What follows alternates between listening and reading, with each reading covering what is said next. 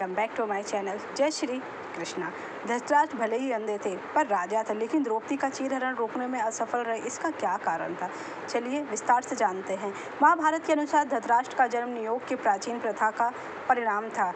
विचित्रवीर्य के लिए संतान मरने के बाद उनके सौतेले भाई व्यास जी ने कुरु वंश को आगे बढ़ाने के लिए विचित्रवीर्य की विधवाओं से संतान पैदा की। धृतराष्ट्र विचित्रवीर्य की बड़ी रानी अंबिका की संतान थे। सबसे बड़े होने के बावजूद उनके अंधेपन ने उन्हें राजगद्दी पाने के अयोग्य बना दिया, जो उनके छोटे सौतेले भाई पांडु को मिली। हालांकि पांडु के राजगद्दी त्यागने और वन में चले जाने के बाद धृतराष्ट्र ने कुरु साम्राज्य का राजपाट संभाला। हालांकि एक नाम मात्र शासक के रूप में, जो अपने दादा भीष्म और अपने सबसे बड़े बेटे दुर्योधन से काफी प्रभावित था। धृतराष्ट्र ने गांधारी से विवाह किया, जो एक समर्पित पत्नी थी, जिन्होंने एकजुटता के संकेत के रूप में अपने पति के अंधेपन को साझा करने के लिए जीवन भर के लिए अपनी आंखों पर पट्टी बांध ली थी।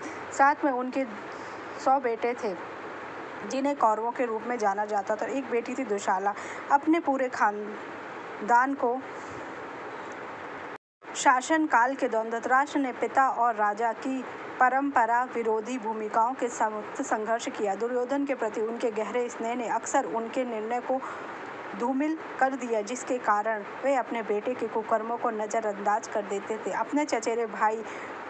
अपने भाई पांडवों पर किए गए अन्याय को रोकने में असफल हो जाते थे। दुर्योधन के नेतृत्व में उनके 100 बेटे महाभारत में विरोधी बन गए। उन्होंने कुरुक्षेत्र युद्ध में पांडवों का विरोध किया। धृतराष्ट्र ने एक दासी के माध्यम से एक पुत्र युयुत्सु को भी जन्म दिया, जिसके बाद युद्ध में पांडवों का पक्ष उसने लिया। कुरुक्षेत्र युद्ध के दौरान धृतराष्ट्र ने अपने सारथी संजय पर निर्भर थे, जिनके पास दिव्य दृष्टि थी, ताकि वह युद्ध के विवरण का प्रमुख योद्धाओं की मृत्यु और भगवद गीता की गहन शिक्षाओं के बारे में जान सके। युद्ध के बाद जिसके परिणाम स्वरूप कौरवों का पतन हुआ, शोकाग्रस्त धृतराष्ट्र कुंती, गांधारी और विदुर के साथ जंगल में चले गए। अब बात होती है कि द्रौपदी के चीरहरण के समय कर्ण क्यों चुप थे। कर्ण नैतिक और विशिष्टता की भावना थी, जिसने उसे इस तरह के अपमानजनक कार्य में भाग लेने से रोक दिया। दूसरों का मानना है कि कर्ण के अपने मित्र और उपकारकर्ता दुर्योधन के साथ संबंधों ने उसके साथ ऐसा करने के लिए मजबूर किया, क्योंकि उसने महारानी द्रौपदी को वेश्या कहा। महाभारत में दूध कीड़ा के समय युधिष्ठिर ने द्रौपदी को दांव पे लगा दिया और दुर्योधन की ओर से मामा शकुनी ने द्रौपदी को जीत लिया। उस समय दुशासन द्रौपदी को बालों से पकड़कर घसीटता हुआ सभा में ले आया।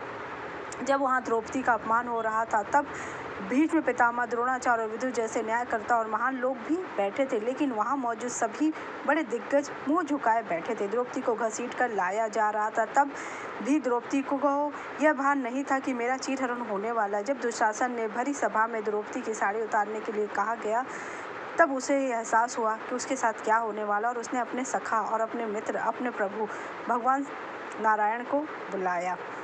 और धृतराष्ट्र जब द्रौपदी को पांडवों के साथ अपमानित किया जा रहा था, तो धृतराष्ट्र ने इस अपमान में महत्वपूर्ण भूमिका निभाई थी। धृतराष्ट्र के बेटे दुर्योधन ने द्रौपदी को सरेआम अपमानित किया। द्रौपदी कौरवों को श्राप देने जा रही थी, तभी माता गांधारी वहां आ जाती है और अपने पति से कहती हैं कि द्रौपदी को रोक दो। द्रौपदी को रोकने का आग्रह करती है, क्योंकि वो समझती थी कि उसके साथ जो हुआ अन्याय हो, लेकिन वो ये नहीं चाहती थी कि वह कौरव वंश का नाश कर दे। इसके लिए वह अपने पति को समझाती हैं कि द्रौपदी एक सती है, उसके साथ जो कुछ हुआ वो गलत हुआ। वो अपने पुत्रों को कहती है कि वो उनका वस्त्र हरण करे। उसके बाद महाभारत में गांधारी के कहने पर धृतराष्ट्र ने द्रौपदी को एक वरदान दिया।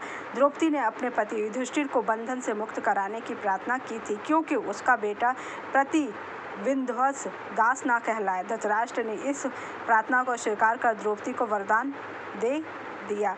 द्रौपदी को माता गांधारी ने सांत्वना दी और उन्हें यह कहते हुए कहा कि उनके दुखों को वो समझती और उन्हें दुखी होने की कोई जरूरत नहीं। उन्होंने द्रौपदी को यह भी बताया कि धृतराष्ट्र की आंखों पर पट्टी बांधकर अपनी दृष्टि खो दिया है, यह सब उसके दुर्योधन जैसे बेटों के किए कर्मों का फल है। गांधारी ने द्रौपदी का आश्वासन दिया कि वह सभी इसका अन्याय का बदला लेंगे और उन्हें न्याय मिलेगा। द्रौपदी को दुखी देखकर गांधारी ने उन्हें सांत्वना दी और वह उनके कष्टों को समझती थी और कुंती ने कहा कि मैं जाती हूँ और अपनी नारायणी सेना को बुलाती हूँ।